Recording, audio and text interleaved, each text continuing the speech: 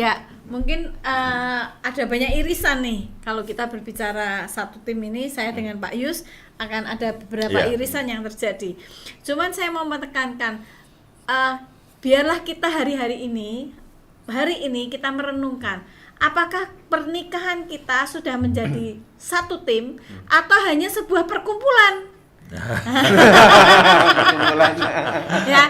Berbeda antara perkumpulan dan menjadi tim. Kalau kita hanya menjadi perkumpulan, ya kumpul-kumpul aja tanpa ada satu ikatan, maksudnya kesepakatan. Ikatan ada, ikatan pernikahan ya toh. Tapi tidak ada kesepakatan, tidak ada, semua berjalan sendiri-sendiri ngawur gitu, nggak ada peraturan, nggak ada yang diatur. Seperti tadi pemain sepak bola, saya terus terang maaf, saya kalau berbicara sepak bola saya tidak begitu tahu, tapi saya tahu di dalam sebuah tim itu pasti ada aturan-aturan, ada gelandang, ada apa, gelandang itu penyerang ya? Nggak tahu. Gelandang itu yang suka mondar-mandir kalau nggak salah. Pokoknya ada kiper, ada penyerang, ada apa, back itu apa?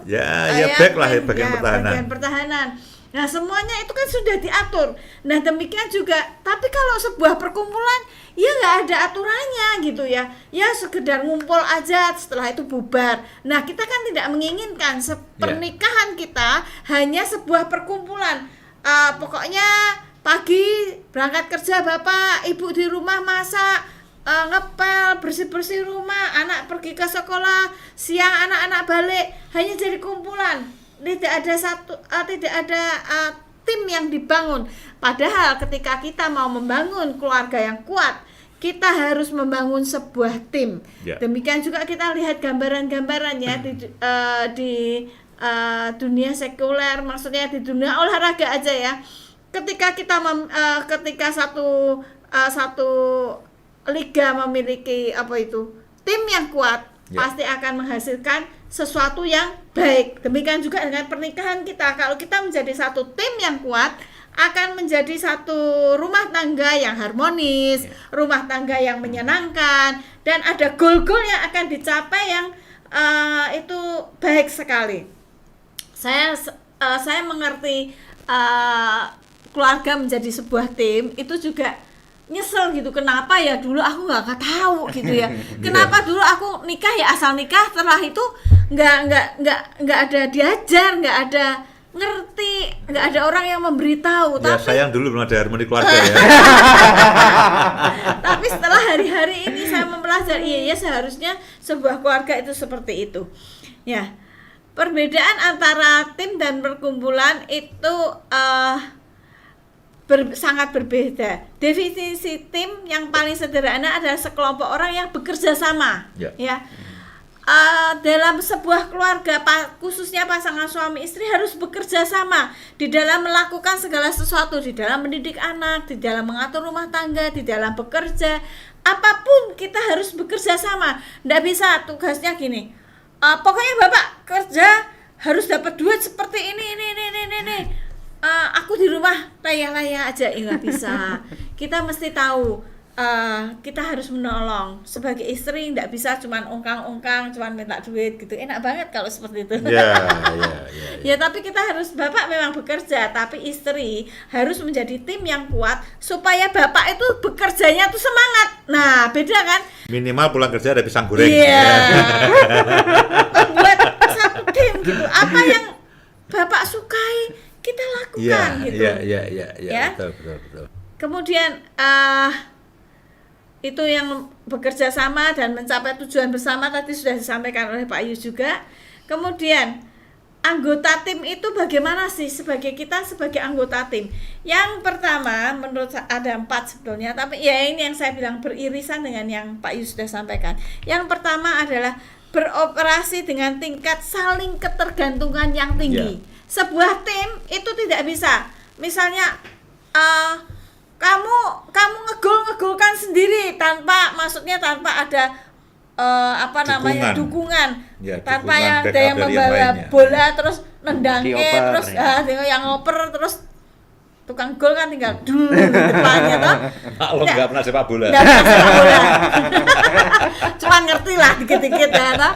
Jadi kan seperti itu, nggak bisa. Kita mesti harus ada saling ketergantungan. Ya. Bukan hanya yang ngegol kayak aja yang berhasil, tapi ketika ada hasil dalam gol itu, seluruh tim akan bersukacita. Ya. Yang bersukacita bukan hanya yang ngegolkan saja. Nah, itulah kita harus ada saling Ya. ketergantungan satu dengan yang lain di dalam sebuah tim, di dalam keluarga. Seperti tadi yang sudah Pak Yus sampaikan, berbagi wewenang, berbagi tanggung jawab di dalam keluarga. Nah, itu tadi sudah disampaikan oleh Pak Yus. Nah, bertanggung jawab atas kinerja kolektif. Ya, kolektif Jadi bersama-sama. kalau jangan disalahkan. Kok ini kerja, Bapak kerja, usahanya melorot, terus dia nyalahkan bapaknya. Bapak tuh ndak pinter, bodoh banget. Nggak bisa seperti itu. Kita harus bertanggung jawab dengan kerja kolektif. Ketika Bapak bekerja, harus ada dukungan seperti yang tadi saya sampaikan yang pertama. Dan kalau ada sesuatu yang misalnya kegagalan atau kekurangan, itu harus tanggung jawab kolektif. Tidak bisa menyalahkan seseorang. Bapak juga tidak bisa menyalahkan ibu ketika anak tiba-tiba nakal gitu ya, dipanggil ke sekolah gitu. Saya dulu sering gitu ya. Saya selalu sering dipanggil ke sekolah anak saya karena ada kenakalan-kenakalan yang dia lakukan gitu ya. Anaknya sedang mendengarkan. Anaknya ini. sedang mendengarkan. Baik sekali. Biar saya sampaikan saja. Tapi beliau Bapak nggak bisa menyalahkan saya. Saya kalau disalahkan, saya anak juga anakmu. Jangan salahin aku bisa gitu kan? Ya kan? Kita mesti bertanggung jawab atas kinerja kolektif, atas segala sesuatu yang terjadi. Tidak bisa saling menyalahkan. Kalaupun semuanya hasilnya bagus, kita kan senang bersama gitu. Ya, senang bersama, susah bersama. Iya, Ya. kita harus seperti itu. Kemudian yang keempat adalah bekerja menuju tujuan dan bersama dan penghargaan bersama. Seperti yang tadi sudah saya sampaikan juga, Pak Yus juga sampaikan. Kalau kita menerima sesuatu ketika kita melakukan dengan berhasil, ada penghargaan yang kita terima bersama-sama. Keluarga harmonis, keluarga penuh dengan sukacita, keluarga yang bahagia.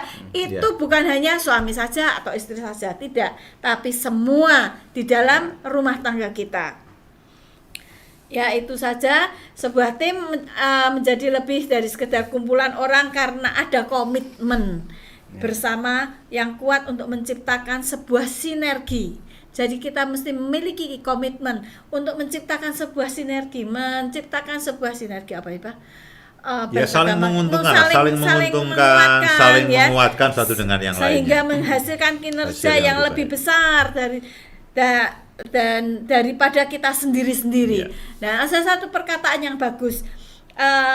Orang yang berjalan seorang diri akan mudah diserang atau dikalahkan. Tapi ketika dua orang berjalan bersama, saya dengan suami misalnya, itu akan lebih baik.